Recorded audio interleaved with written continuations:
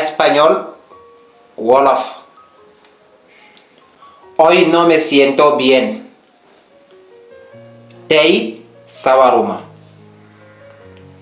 Estoy cansado. Dama sonn. El trabajo es difícil. Liggéey bi daa metti. Quiero descansarme. Dama bëgg noppalu. Hace muy frío.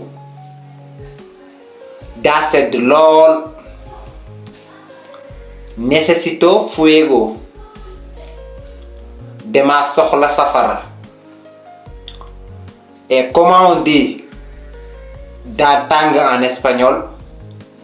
Dis-le-moi dans les commentaires. Abonne-toi, like et partage la vidéo.